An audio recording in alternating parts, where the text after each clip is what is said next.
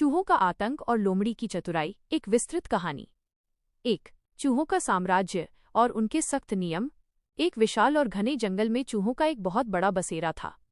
वहां हजारों की संख्या में चूहे रहते थे और उनका राजा था कालू चूहा। कालू चूहा बहुत ही घमंडी और कड़क स्वभाव का था। उसने जंगल में ये नियम बना रखा था कि चूहों के अलावा कोई भी दूसरा जानवर उस इलाके में कदम नहीं रखेगा। एक दिन कालू चूहे ने सभा बुलाई और बड़े गर्व से कहा, तारांकन, हमारे जंगल में एकता ही हमारी शक्ति है। अगर कोई छोटा जानवर भी यहाँ आए तो उसे खत्म कर दो। चूहों ने बताया कि उन्होंने हाल ही में एक मेंढक को मार दिया था। कालू खुश हुआ और बोला कि यहाँ एक मच्छर भी बिना इजाजत नहीं आना चाहिए।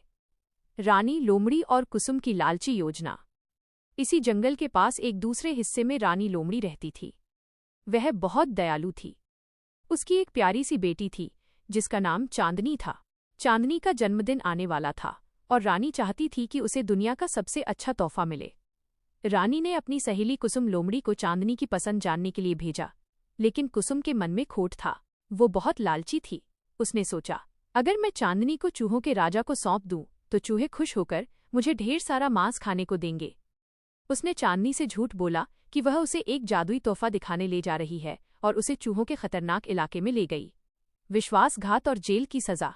जैसे ही कुसुम और चांदनी चूहों के इलाके में पहुंचे, चूहों की फौज ने उन्हें चारों तरफ से घेर लिया। कुसुम को लगा था कि कालू चूहा उसका स्वागत करेगा क्योंकि वे पुराने परिचित थे, लेकिन कालू चूहा डरपोक और चतुर था। उसने सोचा कि अगर उसने सबके सामने एक लोमड़ी से दोस्ती दिखाई तो बाकी चूहे बगावत कर देंगे। कालू चूहा अनजान बन गया और उसने आदेश दिया, इन दोनों घुसपैठियों को पकड़ लो और जेल में डाल दो। कुसुम का दांव उल्टा पड़ गया। जेल के अंदर चांदनी रोने लगी। तब कुसुम ने कबूल किया कि उसने लालच में आकर ये सब किया।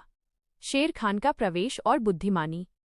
जब रानी लोमड़ी को पता चला कि उसकी बेटी मुसीबत में है तो वो जंगल के सबसे ताकतवर जानवर शेर खान के पास गई। शेर खान ने स्थिति को समझा। उसे पता था कि चूहों से लड़ना आसान नहीं है क्योंकि वे हजारों में हैं और छोटे होने के कारण कहीं भी छिपकर हमला कर सकते हैं। शेर खान ने दिमाग लगाया। वो कालू भेड़िए के पास गया जो देखने में बहुत डरावना और खूंखार था। शेर खान ने उसे समझाया कि उसे बस रात के सन्नाटे में चूहों को डराना है। बदले में शेर उसे ताज़ा शिकार और हड्डियां देगा। खौफनाक रात और चूहों का पलायन। रात के वक्त जब पूरा जंगल सो रहा था, कालू भेड़िया चूहों की बस्ती में पहुंचा।